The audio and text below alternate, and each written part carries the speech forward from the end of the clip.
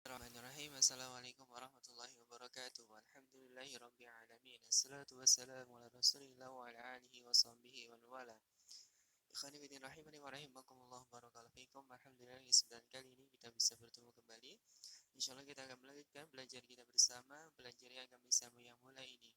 Nah, barakallahu fikum, mudah-mudahan kalian semuanya dalam keadaan terus semangat ya dalam mengikuti pelajaran pada semester yang kedua ini. Nah, barakallahu fikum. Kita masuk di pelajaran sirah. Kali ini kita masuk di pasal yang ketiga yaitu tentang Daulah Mamalik atau Daulah Mamluk. Nah, ini merupakan peta ya dari Daulah Mamluk atau Mamalik. Wilayah kekuasaannya yaitu ada di daerah Mesir ya, Egypt. Nah, di sini dan juga sebagian dari Syam, negeri Syam ya. Nah, ini dari Daulah Mamalik nah, yang berkuasa pada tahun 648 Hijriah sampai dengan 923 Hijriah. Nah, kita akan coba membahas ya tentang sejarah Daulah Mamalik. Nah, barakallahu fikum.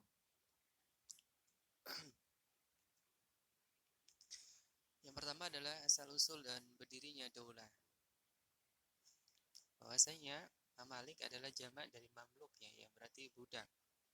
Sebagian besar mereka itu berasal dari tawanan perang.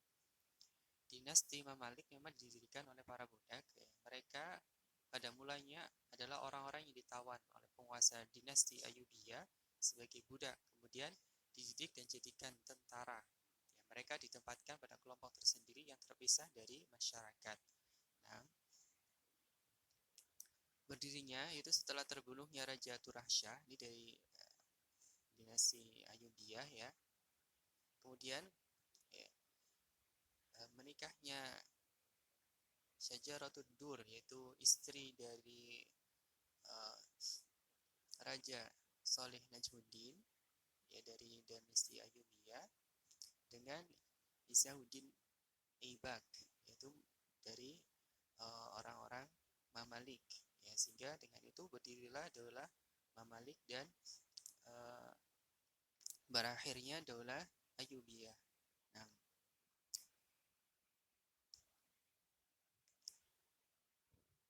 ini masa kekuasaan dinasti Mamluk ya, hanya berlangsung ya, sampai tahun 1517 Masehi atau 923 Hijriah.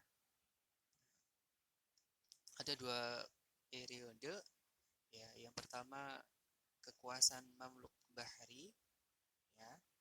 Kemudian yang kedua adalah Mamluk Barji. Nah, nanti misalnya kita akan bahas. Ada kan Sultan ya, Sultan dinasti Mamluk, beri gelarnya Sultan penguasanya ya. Yang pertama disebut dengan Mamluk Bahri. Ya, berasal dari kawasan Kipchak, yaitu Rusia Selatan, Mongol dan Kurdi. Mereka ditempatkan di Rodoh di Sungai Nil. Ya, disinilah mereka menjalani latihan militer dan pelajaran keagamaan. Mereka menempatkan karena penempatan mereka inilah mereka dikenal dengan julukan Mamluk Bahri atau budak laut ya. Jadi Mamluk Bahri atau di buku kita adalah Bahriyah ya, itulah Mamalik Bahriyah ya, karena ditempatkan di uh, sekitar sungai Nil ya, sehingga disebut dengan Daulah Mamalik Bahriyah. Nah, baik. Sekarang kita ke Sultan Mamalik Bahriyah. Di antara penguasa-penguasa yang terkenal adalah satu dan Dohir Ibras, itu Sultan yang ke-7. Nah, di antara ya, yang dilakukan oleh Sultan Dohir Birbas adalah berperang dengan pasukan Mongol dalam perang Ainun Jalut yang berhasil mengalahkan pasukan Mongol yang dipimpin oleh Hulagu. Ini merupakan kemenangan yang bersejarah karena pasukan Mongol terkenal pasukan yang tidak pernah terkalahkan. Namun ya, dengan perang ini mereka bisa dikalahkan oleh penguasa kaum muslimin yaitu Dohir Birbas. Nah,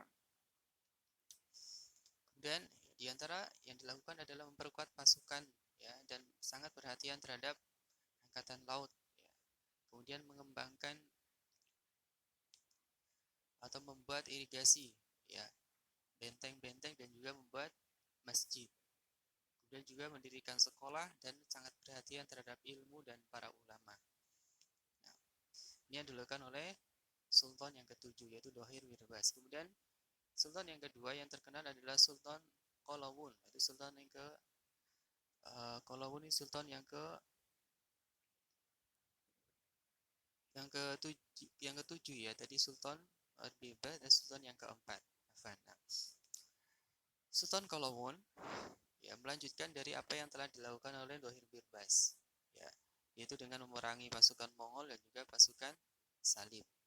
Di antaranya, ya, bisa menguasai kota Tripoli, salah satu kota penting, ya, pada masa itu, yang bisa dikuasai kembali oleh pasukan kaum muslimin.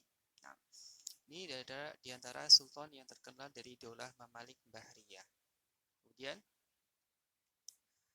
Daulah Mamalik Burjiyah. Ya, jadi akan ada dua periode. Yang pertama adalah Mamalik Bahriyah, yang kedua adalah Mamalik Burjiyah. Nah, Ar-Burj artinya benteng, ya. Berasal dari budak-budak Syarakisah yang dibeli oleh Sultan Qalawun untuk ditempatkan di benteng-benteng di kota Kairo, ya, sehingga disebut dengan Burjiyah, ya, karena ditempatkan di benteng-benteng. Sultan yang terkenal adalah Sultan Burkut, ya, yang dianggap sebagai pendiri Daulah Mamalik Burjiyah, ya. Melanjutkan jihad melawan musuh-musuh Islam, ya, di antara orang-orang Mongol dan juga orang-orang Nasrani, ya, dengan pasukan salibnya. Nah, dan berhasil juga menaklukkan kota Siprus dan kota Rhodes, ya, dua kota penting pada waktu itu. Kemudian akhir dari kekuasaan Daulah Mamalik, di antara sebabnya adalah yang pertama karena perebutan kekuasaan antara para pembesar, ya, daulah. Kemudian yang kedua adalah kelemahan ekonomi, ya. Kemudian yang ketiga di sini disebutkan tidak adanya pengembangan teknologi peperangan, ya. Hanya mengandalkan secara tradisional, ya, pedang, tombak, dan semisalnya. Ini diantara peninggalan Daulah Mamalik, ya. Ada salah satu benteng Kibet, ya, Kitbe di Alexandria. Nah, dan juga ada masjid, ya, masjid di Mesir, ya.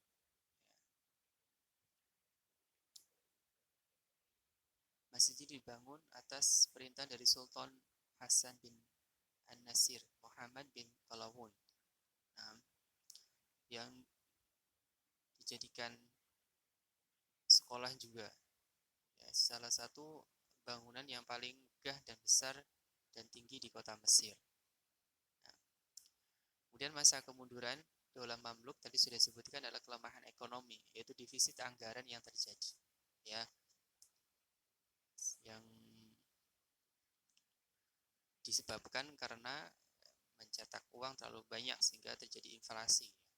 Nah, kemudian juga peradaban, ya, Islam pada masa Daulah Mamluk juga sebenarnya sangat luar biasa, ya.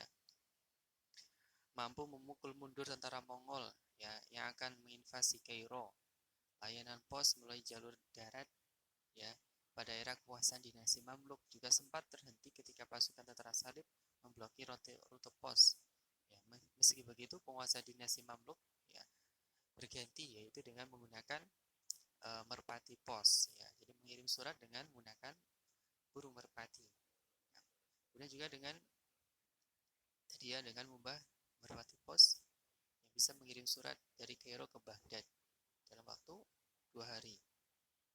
Nah, sehingga pada saat itu Barat mulai meniru layanan pos, ya, dengan menggunakan merpati, ya, seperti yang dilakukan oleh penguasa dinasti Mamluk. Nah, jadi sudah dari dulu, ya, bagaimana burung menjadikan pengirim surat yang dikatakan dengan merpati pos. Nah, barakallahu fikum. Kemudian di antara ya kemajuan yang diperoleh oleh dinasti Mamluk adalah berdirinya dan sangat eh, perhatian sangat dengan ilmu pengetahuan.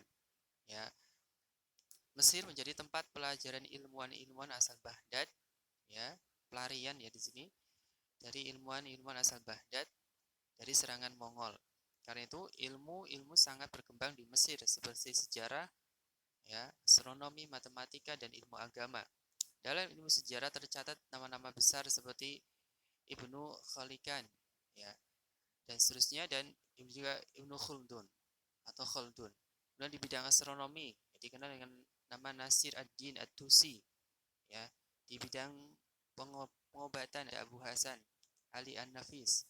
Kemudian juga di bidang ilmu agama yang tersohor diantaranya adalah Ibnu Taimiyah dan As-Suyuti dan juga Ibnu Hajar Asqalani. Nah, tentunya kita sudah kenal nama-nama ulama ini ya, Ibnu Taimiyah, As-Suyuti dan juga Ibnu Hajar Asqalani. Mereka hidup pada masa Daulah Mamluk, ya. Dan mereka juga diantaranya Ibnu Taimiyah ya ikut ya berjihad ya untuk menyemangati para mujahidin kaum muslimin waktu itu untuk berperang melawan tentara Mongol. Ini Ibnu Taimiyah rahimahullah. Nah, barakallahu fikum. Ini saja dari pembahasan tentang daulah Mamalik atau Mamluk, mudah-mudahan bisa dipahami dan menjadi ibrah bagi kita semuanya yang bagaimana kekuasaan kaum muslimin pada waktu itu ternyata juga bisa berbuat banyak ya dalam uh, meninggikan kalimat tauhid ya dalam rangka memerangi orang-orang musyrikin dan juga kufar. Nah, barakallahu fikum.